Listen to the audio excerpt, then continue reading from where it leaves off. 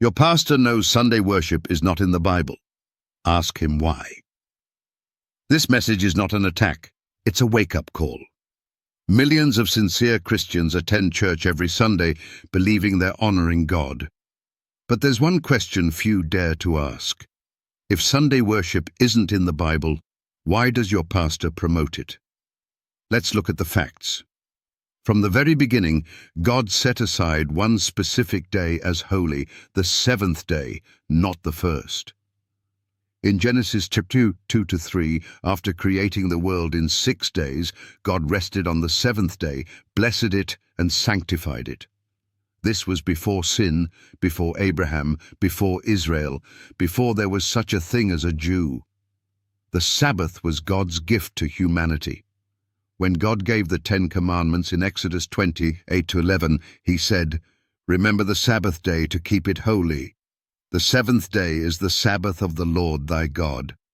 Not Sunday, not the first day, the seventh day. Nowhere in the Bible did God change the day.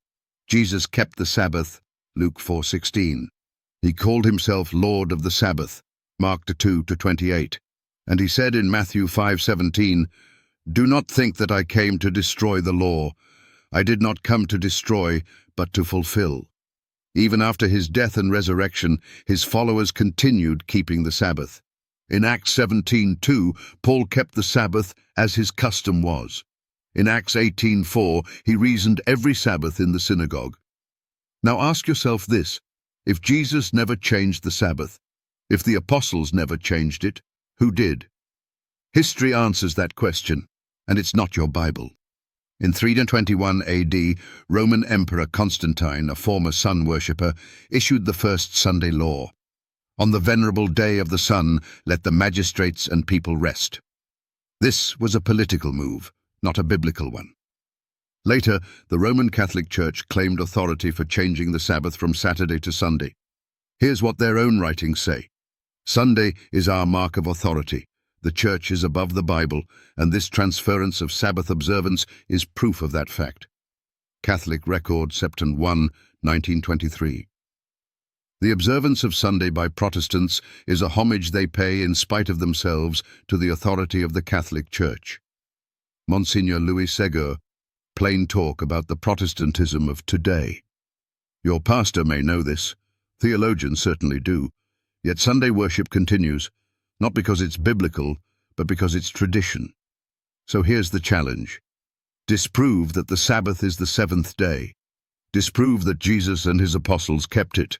Disprove that Sunday worship was established by man, not God. Disprove the Catholic Church's claim to have changed the day. Disprove that pastors today continue the tradition knowingly or ignorantly. You can't. And if your pastor knows Sunday is not biblically authorized, you need to ask, why is he still leading people to follow it? Jesus said in Mark chapter 7:7-9, "In vain do they worship me, teaching for doctrines the commandments of men. You reject the commandment of God to keep your tradition." This isn't about preferences. It's about truth. It's not about what's popular. It's about what's biblical. God is calling his people back to his word, back to his law, and back to his holy Sabbath. The only question is, will you follow tradition or truth?